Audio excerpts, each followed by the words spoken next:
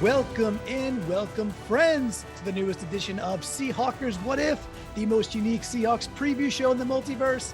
I'm your host, Clinton Bonner. Find me out on Twitter at Clinton Bon, and I am joined by the Omaha.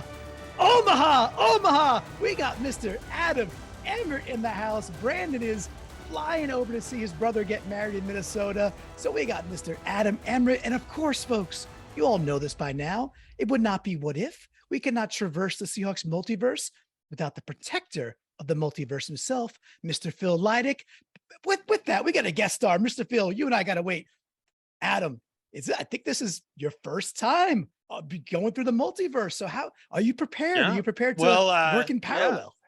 Yeah. I'm really excited that my first appearance was so memorable for you, Clinton. This is actually my second appearance. I'm very excited to traverse the multiverse with you guys. And, I'm honored. I mean, all it took was for Brandan to not be available to finally get a second invite. I thought I must have blown it the first time because it's been a minute since I've been here. And clearly it stuck with me because which is I might have even made the same joke. I don't even know that's but again, or telling not knowing. Right, yeah. Exactly. But I did put these spectacles on today just to like I said, bring the allure of intellect. And the thing with the protector, Adam, is that he doesn't need spectacles to bring the allure of intellect and little mysticism here. He just brings the great themiology and he brings the great conversations to us here on What If. And I want to remind the good folks out there that, hey, there's plenty of ways to go hear this, share this, raise the Hawkra, right? YouTube.com/Seahawkers podcast. That's a good start. shp.show. Yeah, .show. You'll find all the audio there. That's nice and concise for the brevity. And of course, getintheflock.com, become a member of the Discord, join us on the Facebook Ring of Honor. There's tons of ways to contribute. Leave the Apple podcast reviews, you slide into Adam's DMs if you could find him on any social media platform. But we really do enjoy it. And we love the What If segment. So Mr. Phil, you had a trip to Center State. Was it Yakima? Am I saying that right? Am I close? Yeah, pretty close. Yakima, close. Yakima. Even the people that live in Yakima, some say Yakima, some say Yakima. Yeah, okay. Well, you got that some gorgeous... say Crackama. Yeah. Lovely. We got that gorgeous wood panel behind you. So would it be like dead center where the Seahawks eye is? Where is Yakima compared to Oh yeah, I don't know how to point very good, but somewhere in there. Somewhere in right there. behind his left ear. Yeah. Gotcha. Yeah. So if his left ear, I was like, the Seahawks has his left ear. Gotcha. From our perspective, it'd be the right. Yeah, right. Yes. Correct. The bottom middle of the Seahawk insignia, kind of like where that starts to have a mouth there in the middle. That's good. Yeah. Good. Okay. Good. So this is a nice geography lesson, especially for me, guys. Remember, I live in Connecticut. I don't know much about the lay of the land out there. So, the more I know.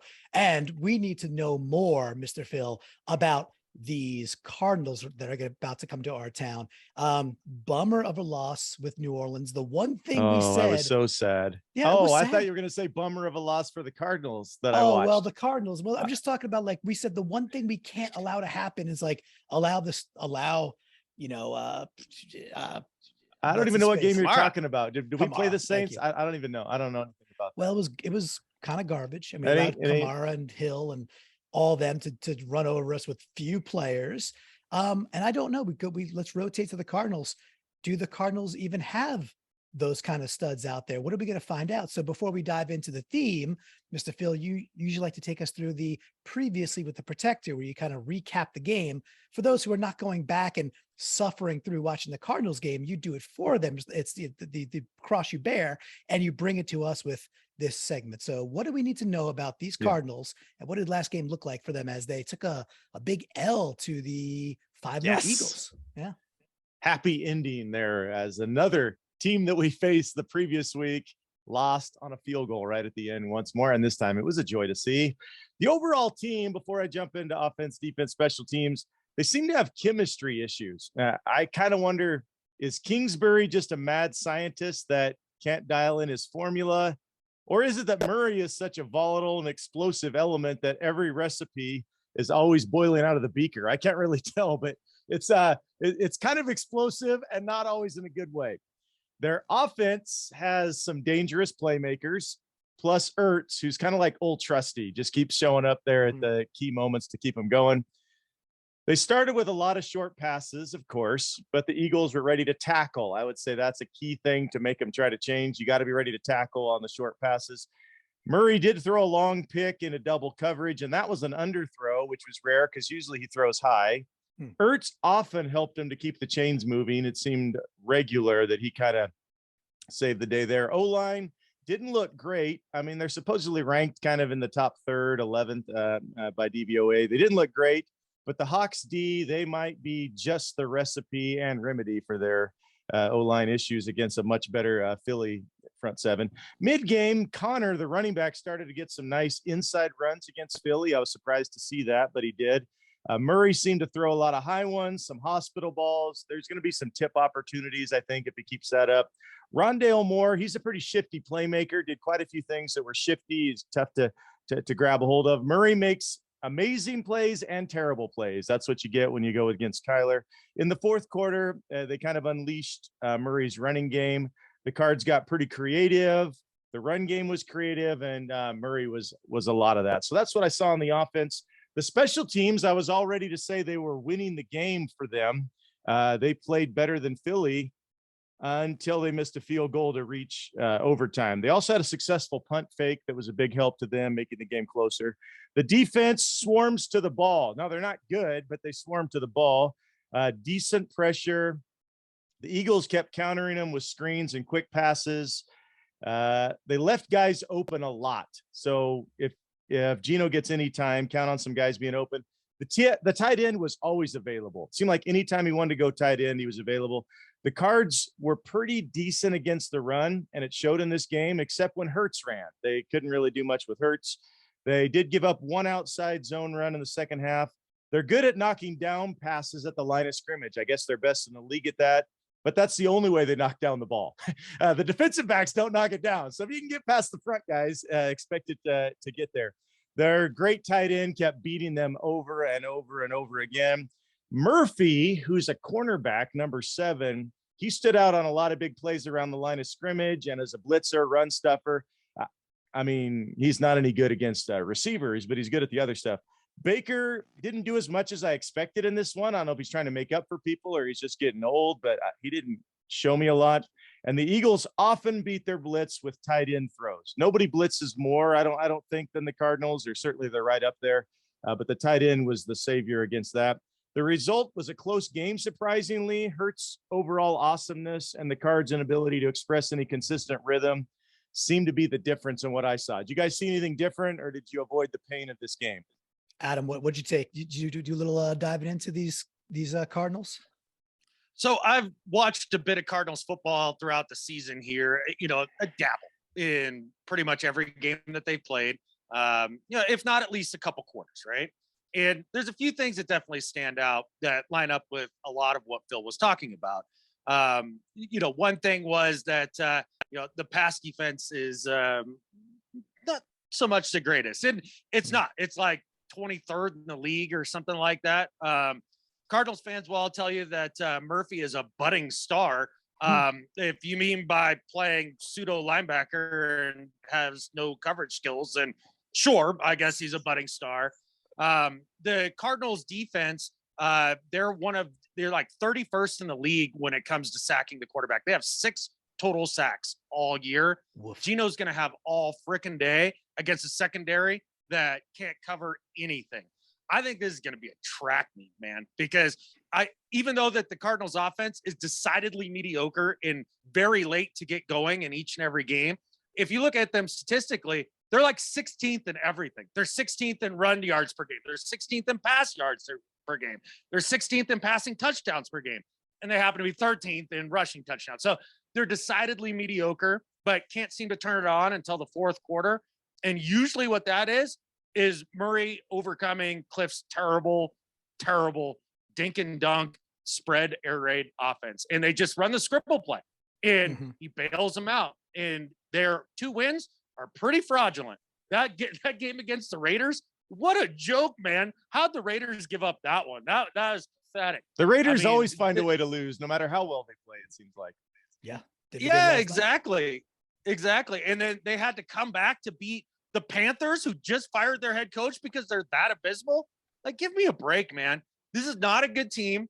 I'm sure our defense will make their offense look good in this game, but I expect Geno to be able to put up these big numbers yet again.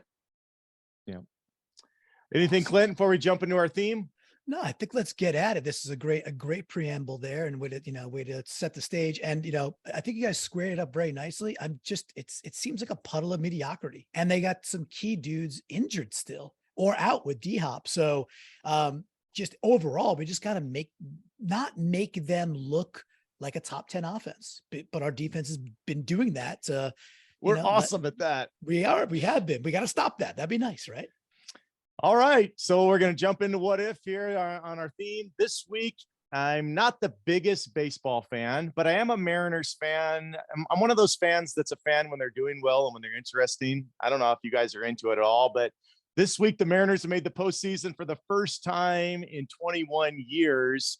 I mean, not even everybody that's involved in Seahawks podcasting is 21 years old. So it's exciting for those that are into the Mariners. I'm happy for them. They won. We're recording on Tuesday. They're playing their first game in the actual playoff round, getting out of the wild card. And so the theme here is what if we baseball? What if we baseball? The categories, there could have been a lot of them. We could have done strikeouts and double plays and fly balls, but I've narrowed it down to this. The categories revolving around what I would say is America's, what was known as America's great pastime, because there's no doubt NFL football is our pastime now. We've well past baseball, but it used to be. Maybe it's a pastime in the sense that there's a ton of games, so you can always turn it on and pass some time and do some other things. But anyways, here are our categories in honor of the Mariners. Pitching. And with pitching, we'll have fastball, slider, changeup. There is line drive and home run. This is a even numbered episode 34. Clinton gets the first crack at the ball here. Yes. So with pitching, we're going to go fastball, slider, changeup. The most common arsenal that there is, right, is those three. What if, Clinton, the Hawks can identify Kyler Murray's fastball or his most common pitch? What should they try to take away from Murray, and how should we try to do it? When you think about the way Murray plays, Clinton, his fastball, let's get after it. Let's take it away from him. Okay. I think it's more tied to the play calling than Murray most times. Oh, okay. And Adam was going in, talking about that in the preamble. It is getting wide, playing the outsides really, really well, right? So I think a way to combat that is to get more of our speed guys on the field, right? So we could literally go side to side because their game is so based on horizontal throws around the line of scrimmage. So that getting into the packages that, make sure Ryan Neal played every single snap last game, but in years past where like a Neal would be the extra guy on the field, to get that quicker guy out there, that kind of play, defensive calling, scheming, I think it'll mitigate some of the things they're trying to do, which is like spread it all the way out there and kind of beat you with speed. But meanwhile, are they actually that fast on the outside right now? Is AJ Green going to beat anybody, on the outskirts? All right, Rondell Moore, the Boilermaker, he could play a bit, and he's shifty, and he's Brown's quick. Yeah, Marquise Brown is having a good year. Yeah. Hey, that was a good trade, right? I mean, end of the day, they gave up a lot for it. He's played well, so he's been their kind of one offensive star. But I think you got to match it with a little bit of speed out there. And of course, that also means tackling. But that's how I'd attack that is like, if they want to stay wide and they're not going to run up the gut, allow them to do their spread thing and just have more folks out there than usual and tackle well with speed. That's how I'd look at it, because for the first couple of quarters, like Adam was saying, Kingsbury's making the calls until they get to the script, until they throw out the bad playbook and they go to the script playbook. Stop me if you heard this one, right? That's where it gets interesting. And then you probably got to change it up a bit. So that's my easy button on that one, Mr. Phil. How about you, Adam? Can you identify Kyler's fastball if he has one, his meat and potatoes throw, and how do we take it away? Yeah, his fastball is a 5-yard out. He's amazing at throwing 5-yard outs. D-Hop got bored catching 5-yard outs last year. Hollywood Brown has been a good pickup, and he has worked well with the way that Kingsbury and Kyler like to play offense, but obviously the second pitch off of his fastball, like if it was a cutter or something, is his scrambling ability, right? And the good news is that Pete Carroll and the Seahawks, they know how to play this quarterback. They've seen him multiple times, and also they used to have this guy, the OG of scribble play quarterbacks, and Russell Wilson. So they have a plan, and it's going to be that muddle rush, right? Like Darrell Taylor and Nwosu are going to have the discipline to actually keep their rush wide, not get upfield too quickly, and try not to collapse the pocket from the inside. Got to keep them contained on the outside, push them into Puna, into Al Woods, and Quentin Jefferson and company, and you'll have a lot of success. The thing is, if they wanted to throw a curveball on defense this game, I would say I'd like to see a lot of cover zero blitz. I mean, if this defense is getting burned one way or the other, why not get the risk reward factor out of it? Like, Kyler is a guy who doesn't study and isn't going to know where to go with the ball, and he's going to make mistakes. I'd say blitz the hell out of him. That I almost went with the category sacrifice, and it would have been along those lines. So you're kind of reading my mind, what I was thinking a little bit. We didn't end up going there, but we got that for free out there, listeners. Next question under pitching. After the fastball, the most common typical arsenals is the slider. That's the pitch that has the quick change, right? And all of a sudden, so sharp moving play, right? It's coming at a good speed, but has a sharp move to it. What if the Hawks offense, Adam, can use the slider against this poor but swarming Cardinals defense? What kind of quick but sharp moving plays do you hope to see against the Cardinals? Kind of use their swarming against them. Yeah, I mean, it's one of those things. If you have a team that's aggressive like that, a lot of times a screen pass is your friend right there. But I would say in this game, because their secondary is so poor, I think what they can really take advantage of are big receivers down the seam, whether that's Parkinson or DK. And it's one of those 3-step drops, hit it in rhythm. You hit the receiver at about 15, 17 yards, and then it's nothing but green grass. So the seam route, man, I think that could be a big key to this week for the Seahawks. And Gino can throw it, so I like that. How about you, Clinton? Well, what could be our slider against this Cardinals D? Yeah, sometimes I think it's the Family Feud, and Adam got the number one answer off the board, right? Ding. Which is great. Yeah, exactly. Ding, which is fantastic. Would love to see that. I think the other piece, when you've got that aggressive, sometimes overly pursuant defenders like this, so the overly aggressive. We don't do a ton of the RPO stuff, but it's in the repertoire. It's in the bag of tricks. By the way, we talked about this just on 3 and 3 out last night, recording it. I was like, Geno Smith is now a fully operational battle star. There's nothing that's not on tape now. It's all there. Every level, every concept, boot left, boot right, RPO, running with your feet, scribble plays on his own accord. He's shown that. Good luck defending when seemingly the guy's doing it all. So let's do a little RPO. We can. I mean, Clinton, if he's the Death Star, only the Niners have figured out how to blow that thing up. And they've been the only ones. So I'm really doubting the Cardinals can. Sorry to get you off track there. No, that's okay. I mean, listen, I put a Star Wars reference out there. I can't be mad at a guy for lobbing one back, right? And the Niners are a pretty special defense, and the Cardinals are not. They're just that they're okay. They're okay. They're very mild across the board. But I think RPOs let's draw those linebackers in. Let's use lots of, let's get the Shane the Main Brain Waldron, D. Eskridge, jet sweep motions, whether he gets the ball or not. Just get those linebackers a smidgen out of position. Use the RPO, draw them up, and then just over the top, hit the tight ends. So to kind of, conjoin with what Adam said, the middle's got to be used because we're so good there at this point. But use some RPO to just get that little bit of room. That's all Geno needs. So see, that throw he made going to his left and then throwing a bullet to Noah Fant, like what is like awesome? It's insane, right? And I'm near gushing over here with his ability at this point. And so that's all. Just draw those linebackers up a little bit, keep them honest a couple of times. So do a couple of jet sweeps, right? So they got to just keep thinking, all right, D might get this one or whoever's taking that one. mix it in to put it in their face, and just get them overcommitting and just expose them right over that middle. I would love nothing more than to see like DK with it's just over the middle, 3 to 4 in the 70-yard range throughout the game, just in over the middle seams, because it should be there over and over again because Gino can do it. Yeah. Right now, Gino and Shane are kind of like a pitcher and a catcher that are in a great rhythm, and they're just calling. They got the whole arsenal, and they're going to find the way, I think. Okay, we're going to go to the third question. I don't always have 3 on the first category, but we do this time on. So this one will go to Clinton.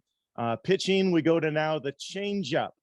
So what if the second most important Clint in the Seahawks multiverse, Clint Hurt, other than yourself, Mr. Clinton, what if Clint Hurt and Coach Pete can get Arizona with the changeup a few times? And of course, the key to the changeup is deception. The key to the changeup is deception. Is there some deception that you think we need to sneak into this game in some key moments against Kyler and Clifford?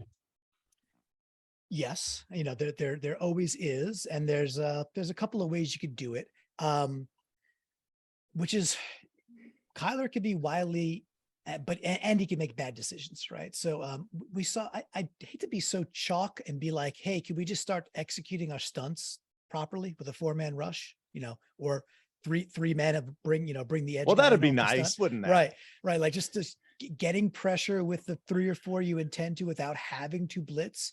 But I don't know how you scheme for that when it's just not happening. That's the hard part. It's like, I could wish for that, but we're not getting pressure with just 3 or 4 at this point.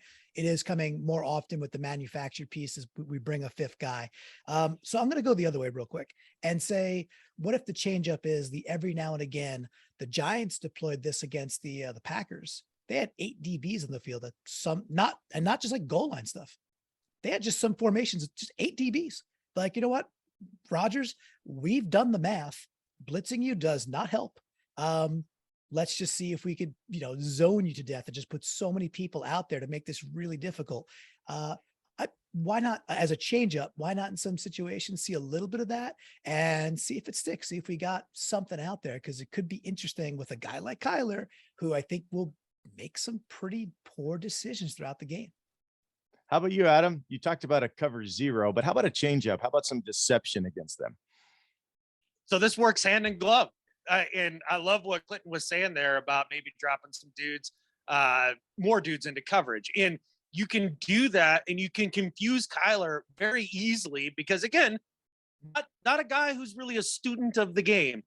If you're showing cover 0, cover 1, big blitzes on early downs, early and often, and you're coming, well, then that 3rd and 8, that 3rd and 9 that they end up in, if you show that AA gap blitz, just bring in the house, but they drop back and only rush 3 and do, short zone coverage with, or man coverage underneath with, the linebackers backing up in the shallow zone, which is what they want to play anyways, because they don't bother covering anybody further down the field. You might get a pick or 2 out of Kyler, just because he's not going to be able to recognize when guys are coming and when they're not. He's just that the mental side of the game is just not his forte. So I think this defense has the opportunity to get off the field a lot more on 3rd down than they've had in the first 5 games. The Cardinals are, what are they on 3rd down? They are 24th in the league on 3rd down percentage. So it's not like that they're converting a crap ton on 3rd down. So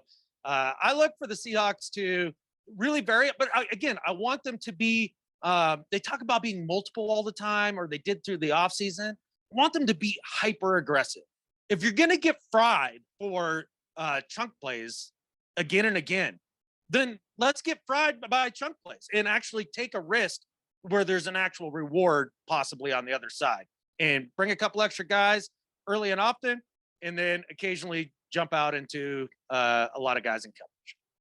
I like it. Well, let's go into the next category, and this will be line drive. The first question will go to Adam under line drive. What if the Hawks offense can win this game at the line of scrimmage? Who will be the keys on either team? Maybe you've looked over some guys on the defense for the Cardinals, or some guys you think can make a difference at the line of scrimmage here from the Hawks side. Who will be the keys for us to drive this forward line driving them, Adam? Well, I think in terms of the line itself, you look at the Cardinals defensive front and there's that, and then there's no, yeah. So there's nobody that concerns you. There really isn't. Watt's too Cardinals old to care, huh? Yeah. Yeah. I mean, old man Watt, I'm fine with that. I have very little doubt that Cross and Lucas can handle JJ Watt. Now, the concerning part on the Seahawks offensive line going into this game is who's going to be playing right guard? Is Gabe Jackson going to be back? Are they going to put Phil Haynes back there? Is it going to be Jake Kern? Like that continuity that they've built over those first 5 weeks might not be there because of Gabe Jackson being hurt late in the game against the Saints. So that should be interesting, but I think they'll handle it just fine. And especially because the Hawks seem to use their passing game to set up the run game. And I think especially with Kenneth Walker, taking over the starting role, and they're going to kind of ease him into that. They're going to throw the ball a lot. And the Cards are, like I said, 31st in sacks. And I don't see them getting a lot of pressure on Geno, and I think he'll carve them up. And they blitz all the time, and Geno's like the best in the whole NFL against the blitz. So yeah, bring it on. Yeah. So win the line of scrimmage by handling the blitz, win the line of scrimmage by out passing them to death. How about you, Clinton? How can we win this game at the line of scrimmage? What are some key players here in this line of scrimmage battle? I've got two that, and they're Seahawks, and they're Seahawks because they're Seahawks. But I'm going there because Adam is right that it's not a huge threat across the line there. Yeah, JJ Watt's got 2.5 sacks, but he's got like 4 tackles, something like that. Like really like a small amount of tackles. So he's not involved that much, and he's so darn good. He's still going to break through and get some sacks every now and again because he's going to wear a gold jacket in a couple of years, deservingly so. With that, Adam mentioned Beefy Boy Haynes. Now, my understanding is that Gabe Jackson was not hurt. Pete Carroll called it rest they asked him, he said, was he hurt in the press conference? He's like, well, he was being rested. So I don't know it's Tuesday now. We're recording this. I don't know what the real story is. Was Gabe Jackson dinged or was he pulled for somewhat of being ineffective? That's Haynes had a star dominant game by rating this past game. Yeah, because every time he plays, he's pretty good. And the interesting part to me was, Penny gets hurt. We talked about that yesterday too. It sucks. It's just every reason you feel for a guy, and that's going to hurt the team because Ken Walker's not quite there yet. You could see he's a little indecisive still, doesn't quite know exactly where to go. And then you see him take off for 69 yards and put it into second gear and third gear and be like, wow, that's why you draft this guy. With that, I think Haynes is a better run blocker than Jackson is at this point. So I just look for Phil Haynes to do what he does, which we saw the end of last year, which helps spring Rashad Penny into that contract, which I'm thankful he got. The other side of it, the number 2 is Will Dissly is a really, really, really good interior blocker when they call on him. He's really good at that.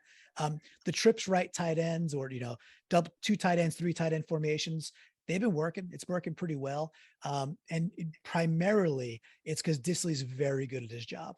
So just nothing more to say there besides the fact that Uncle Will will always be involved in a lot and I add on to your Will praise here real quick, Clinton? Sure. Because you were talking about his blocking ability on the interior, and that's been awesome. But that second touchdown pass to Tyler in the Saints game, that absolute dime from Geno. Yep. Dissly has an amazing block on the edge. He just shuts down the edge defender.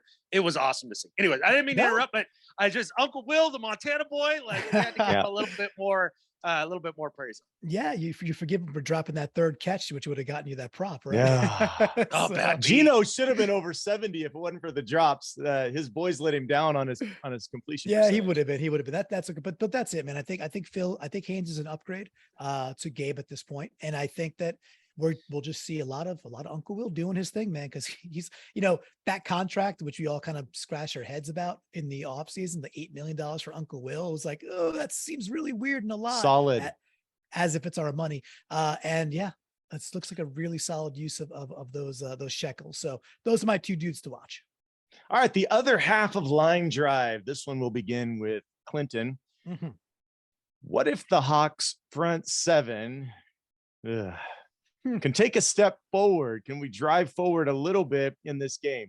The Cards are the 23rd in offensive DVOA, so not great, but 11th on the O-line. In other words, if anything supposedly is doing well on their team, it's the way their O-line is playing above average. Where can this front seven improve against these better than average blockers? What are some spots you can see, hey, we can take a step forward? You got any of those for us, Clinton? You got some hope for us? Yeah, I mean, I've got cope, I've got hope, right? Sometimes, yeah, the other words that rhyme with ope. Nope. You know, yeah, dope, nope. No hope. No. Yeah, there's a few, and can Puna start earning his money? Sorry. No, I mean, he is the highest paid dude from a a cap hit perspective, right? I think the interior actually did pretty well this last game, and has been better. One guy did. No, I mean, Al Woods was good, and then I think Shelby Harris was actually fine. I didn't think Kamara running up the middle was the challenge. They kind of bottled him up. That was not the bad part. But to answer the question, I just have to go back to a dude that we had so much hope for going into this year and being like, can he show up? And it's got to be Taylor. Like, he's, less and less and less involved, and Mafe getting more time and others getting more time and earning that time. Nwosu's been a stud for the most part. Can Taylor be a dude where the game ends and we're like, oh yeah, he was a difference maker, or at least for a couple of plays he stood out. I know it's kind of chalky, but of the front seven dudes, he's got to be circle him as the biggest disappointment 5 weeks in. So can he progress and take that step forward? What does that mean? Does that mean a sack? Does that mean a couple tackles for a loss? Does that mean just good edge, foundational, run defense, as Adam was talking about earlier, making sure we're not getting too deep and letting Kyler escape? Could be all those things. So number 52, such a promising second year, which was actually his first year. Can we get him back to some level of high quality football? Because we're missing him right now in big ways. Adam, where do you think this front seven can take a step forward? Just something. Because I feel like even if we had a top 20 front seven, top 24 front seven, we'd be 4-1 right now. That's just kind of how I feel about them completely losing the games for us. Is there somewhere they can take a step forward against these Cardinals, Adam? Oh, absolutely. There's a place they can take a step forward on the front seven, and that's in the 2023 draft. Because it's not happening right now. There's nobody coming in on their white horse. There's no giant schematic change that they're looking to make. You can tell Pete and Clint Hurt are just trying to stay the course, implement this 3-4 system, take their lumps, and call it good. Like, that's really it. What are we going to hang our hats because LJ Collier might come back and play? Like, oh, hooray. That's gonna change the tide of things. We were sold a bill of goods on a few different players. One was Darrell Taylor, just like Clinton alluded to. Hasn't lived up to the bill. We were sold a bill of goods on Shelby Harris being a difference maker in the pass game. Hasn't been the case. We were sold a bill of goods on Puna Ford being an above average defensive lineman. He looks like a rotational player. This defensive line is not good. And then who thought Cody Barton was going to be good? I heard all these people talking about, like, how do we think Cody Barton is going to be good? I've never seen him do anything well. He's a wimp against blocks. Why did anybody think that he was going to be okay more than a backup? I have no clue how we thought that was going to work. I feel like that might be directed at me a bit. Because I was on the, hey, Barton might be better at Wagner train at the end of last year. I will say though, Wagner hasn't really been that good on the Rams either. No, he's not. He's been looking. He looks as he did the end of last year. He looks slow. But to your point, Mr. Phil, yeah, Barton's been Brooks and Barton had their best game last week, but agree. Except when Taysom was playing, it seemed like nobody played well. But yeah, right. No, I appreciate you bringing that up, Phil, because that was the next thing I was going to say. We were sold a bill of goods on Barton, especially Barton. And, I am as guilty as anybody of thinking that Barton could come in and be an average linebacker. I really did. With some of his times that he had filled in throughout the years as a backup linebacker, he had shown flashes. I mean, if there's anybody that can fix the front seven, Should we be pounding the table for Nick Ballore to come in and play linebacker? Could it get worse? Ken Norton. Yeah. It can always get worse. It can always get worse, even if you don't think it can. And one quick thing too is how much of this is just scheme. You know, like the 3-4. Not much. I mean, well, I don't. There were some plays in this last game where they actually went back to more traditional 4-3 stuff. They like literally like flipped it, inverted it. And I don't, you know, profess to be an X's and O's guy. However, I definitely do listen to like the Seattle Overload guys, and they know their stuff, right? Inside and out. They're students of it. And I get lost in a lot of the vernacular. However, I do pick up a lot of nuggets from them and try to at least digest and be like, okay, what does that mean in like a layperson sense of the game? And they did point out that like there was some inversions. They went to some 4-3, some other bear fronts that Norton was running last year. So they're on the bullish train that it's getting a little better. It's just not showing because of the bus plays. But so what if they move to a bear front, the stuff that Norton was doing last year? There's a reason Ken Norton doesn't have a catfish job with the Seahawks right now, is because that crap didn't work with this personnel. This crap doesn't work with this personnel. This you have so many different things that have moved and have changed on the coaching side of things over the last couple of years, and the results are still the same. Craptastic. So if that's the case, then it feels like personnel to me. Yeah. And this 5 games of being this atrocious in recognition. I mean, the idea that Taysom Hill can come in and as a quarterback be maybe the most one-dimensional quarterback in the entire league, and it catch the Seahawks with their pants down again. And again. And I said again 3 catfish times because it was 3 rushing touchdowns. That's not even counting the 1 fluky passing touchdown that you might give up if you just sold out on the run. And they couldn't seem to stop that. Like, this is just inability. It just feels like inability from the defensive front 7 in a personnel issue. All right, we need to go to our last category here and go to home run and try to hit it out of the park or stop that. We all talked during that one, so I'm trying to remember who just answered the question there. Was that Adam's question? Or no, it was Clinton's question. Okay, so let's give it to Clinton to start out. Thank you. Look at you. Okay, we'll give this one to Clinton. And a scholar. Look at him. First question under home run. What if Shane Waldron swings for the fences a bit against this blitz happy and below average defense? Again, they're 26th by DVOA, this defense.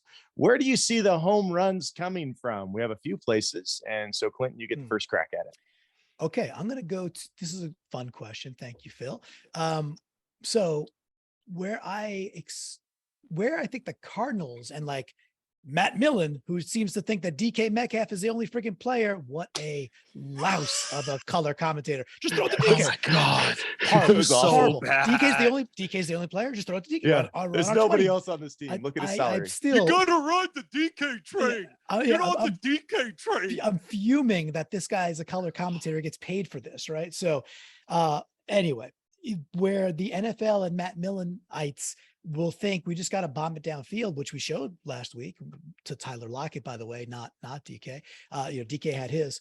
I'm going to look for home runs in draw plays because of the over pursuit and because of the type of player you have. Now, it's not always going to hit, but the type of thing that the 3rd and 16 that Gino had audibled into that penny run 2 weeks back. Obviously, we saw Ken Walker on little counter hit it. So whether it's the counter or the draws, if you're getting a really aggressive defense, because I would traditionally say, well, screen the ball, right? Because or like a simpleton that doesn't watch the Seahawks would say, let's screen the ball. Maybe Walker can do screens. We haven't seen it. Does that mean we can do screens? Is Walker wearing a Seahawks sticker on his helmet? Because we cannot do screens. Because that would be a way, right? That'd be a way to go against an aggressive defense.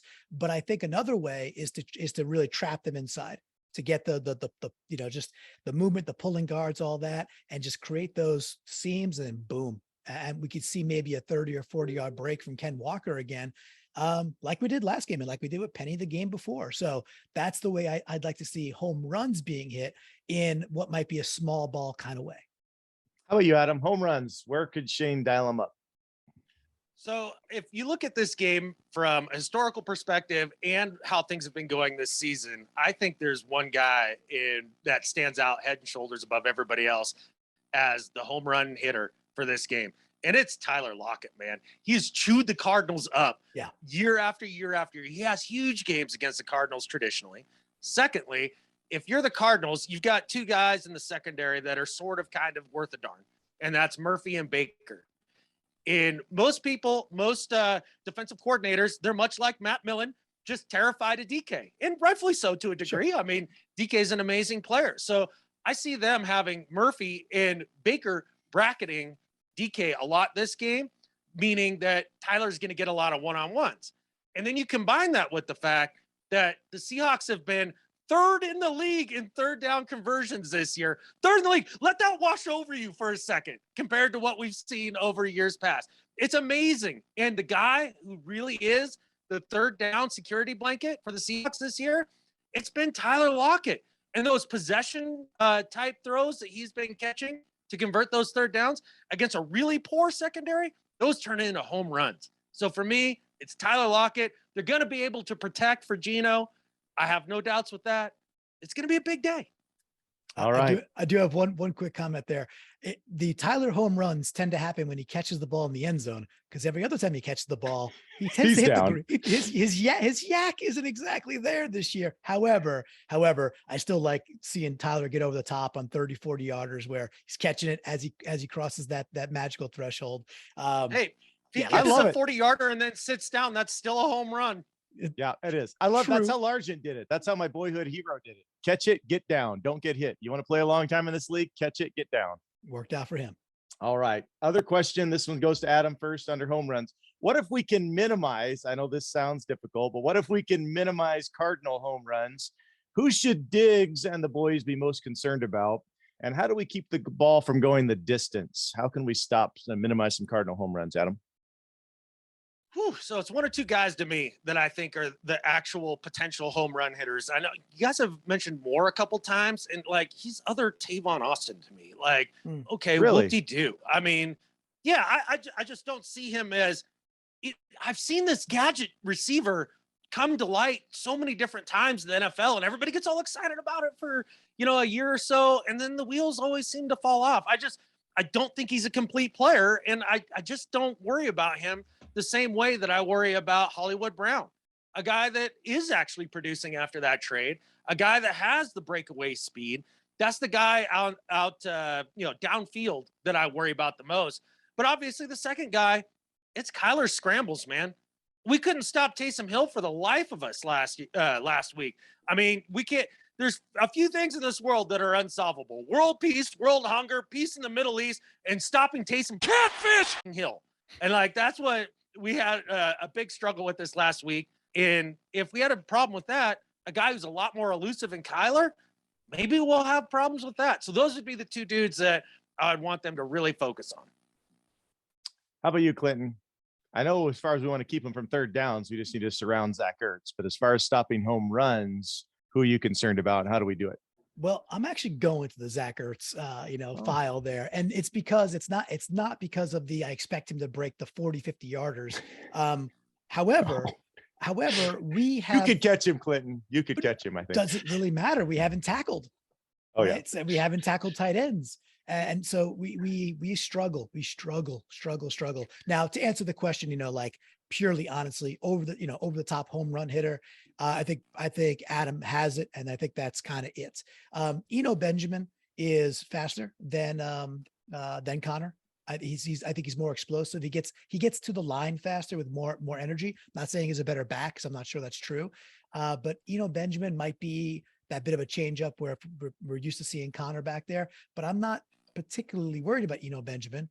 Hope I don't eat those words. Even though we can't stop any running back, you're not worried about him. I'm glad. Well, we can't stop anyone. So what does it matter? Right. It's like, it's not Kamara, at least.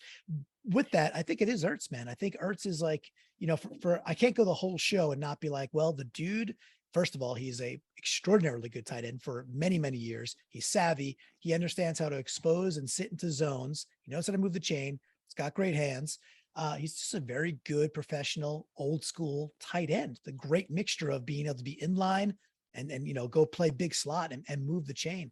Zach Ertz is a good ball player, man. So it might not be home runs, but it might not be home runs that kill us. It might be death by 13 receptions of Zach Ertz going for 145. And we're going like, they don't have D-Hop. They don't have Connor, like 3/4 of crap, but Zach Ertz is just eating it up down the field on drive after drive. So Ertz is my gotta stop him guy, which makes me very fearful because every time I've said that this year so far, we've done the exact opposite besides stopping that freaking guy because we're not good enough right now.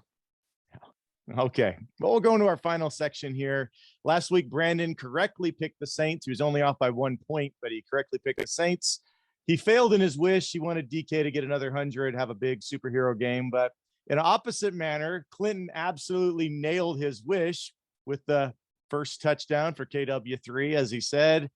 But unfortunately, Clinton wasn't correct on who would win the game. So Brandan is now at 3-1 on his picks. And so we get to our prediction time, your wish, your what if, Super Hawk. Every multiverse needs a superhero, right? So your wish and your score, starting with Clinton. Who do you got? Okay. Wish and score. Okay. All right. I'm going to go here. I'm going to go with Diggs gets off the schneid. Diggs shows up and Diggs gets a important, timely, I'm not going to say a pick six because was it need over greed? I forget what you said there. Want over greed there, Mr. Phil. So I won't get greedy with my wish, but Diggs gets his first pick on an overthrow, which I think could very well happen. Timely, timely middle of the field, put Seattle in good position. And one of the reasons we win this game, funny enough, and Adam, you and I will talk about it with Wilson later on this week on PNW Prop Stars. Do you guys know the spread right now? I'll get to the score in a second. Do you know how Vegas has this right now? 2.5. Yeah. Seattle getting 2.5 at home right now, getting 2.5. So Vegas, that's wild. And the thing is, Vegas has been right. Vegas thought the Niners would shellac us. They did. Vegas had Saints +5.5, -5.5. Saints won. That was a bad beat. That was a bad beat. There's no way that should have been 5.5. I understand that, but they got these robots and they do these things at them. Yeah. And so with all that, I think Seattle wins this game. And I think this might be one where it gets a little close at the end. I see, 34-24. I think Seattle wins this game kind of going away. They really ought to. All right. And Adam, I guess Brandan has entrusted you to make his pick and not destroy his 3-1 lead here. So if you both pick the right team, then it goes by the point differential. So your wish, Adam, who do you think would be the what if Super Hawk for this game? And what do you got for the score? All right. So my wish, I almost have two wishes, but I kind of torn between them. All right. I know which one I'm going with. My wish is this, my Super Hawk. I want it to be Jason Myers, make all your kicks, be the difference on special teams. I wish that the special teams don't implode on this game because that could be a huge difference. That was a massive bummer last week with the special teams just kind of crapping the bed. Mm-hmm. As far as the score goes, I'm flabbergasted that the Seahawks are an underdog at home to a bad Cardinals team. That is unbelievable. I think the Seahawks have shown they've been very competitive week in and week out, where the Cardinals have been a lucky dumpster fire going down the stretch here. So I like the Seahawks to win. It was very similar to Clinton's score, actually, 38-27. I think they're going to have another big day. This is their coming out party. I think everybody in the national media is finally going to have to recognize this team isn't hot garbage. They're all right. They might be the best of the bad teams. I think we're 10th in DVOA overall. That's just because our offense is so far ahead as number one. But I think the special teams overall is an interesting pick for that. And has anybody ever wondered what could Woolen do on kick return? Has anybody ever thought about that? Remember Dion used to do it? Yes, and I hate the idea of I know you do. Superstars put just because of how the NFL is nowadays. However, if you haven't had a chance to listen to 3 and 3 Out quite yet, Mr. Phil, I I did suggest, I said, listen, are we a couple of weeks away from seeing Iron Man Woolen? Like, we don't have a wide receiver 3. Is it unfathomable that number 27 would get a couple of snaps a game as a wide receiver? Yes. Because of injury. Is that it? No, not because of injury, but so here's It's the guy hard. that's coming out of college as a 5th round pick who's barely played corner. And I understand he has some wide receiver background, right? Previous to that. But right now, you're trying to get the best out of him at the corner spot. Like, let's not cloud his mind up with trying to learn to play wide receiver in the NFL at the same time that he's trying to learn to play corner in the NFL. Like, does the offense need help? I mean, does the offense need help, Adam? Both fair points. The offense does not need the help. The kick return sounds fascinating to me. Yeah, it's like, once again, you got de-escridge. Exactly. I'm tired of seeing Tyler back there. Please, God, no. Like, no more Tyler. I think we could all agree that de-escridge, or I think Adam and I agree. Let's see some de-escridge back on the punt return. Yeah, I'm not talking about punt. I'm not talking about punt. Only kick return. Just a little Dion in key moments. Yeah, how about de-escridge? Dion Eskridge. Key moments. All right. Anything else to add? Anything we need to know, Clinton? No, just recap them. We say at the top, right? So, hey, we do this because this is like literally by 12s, for 12s. We're fans along with all of y'all. So we want you to come hang out with us. And the way to do that, the best way to do that is getintheflock.com. Come and support the show. Adam always says value for value and to, stop being a freeloader, right, Adam? So you coined that. But get over there and, hop in the Discord for only $3 a month. Or if you love, get in the Facebook Ring of Honor. That starts at $12.12 a month.